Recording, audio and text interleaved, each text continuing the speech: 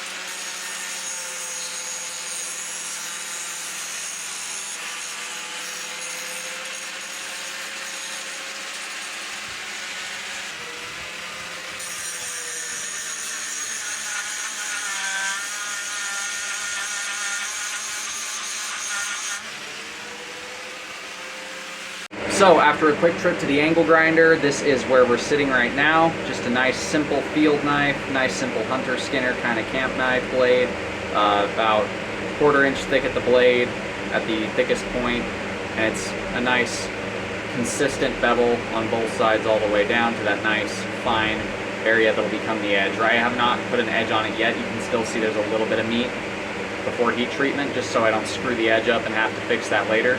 But I'm going to do a couple of taps on the handle real quick off camera, then I'll just film heat treating.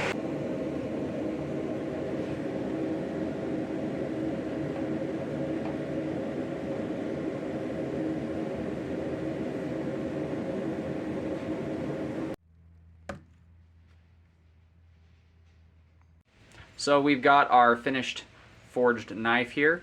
All I have left to do is the grinding on the actual bevel to do the finish grinding, polishing, all that jazz, put the edge on there, as well as the handle. So stay tuned for the next video. In the next video, we're going to make an acrylic handle for this and get it attached. And depending on how long it is, we'll do testing. If not, we'll do testing in the next video. Don't forget to subscribe and hit the bell icon so you don't miss out on future videos like finishing this and testing it, and so much more. God bless. Love you guys. Stay sharp out there. Check out all the hand-forged goodies we sell at our Etsy store.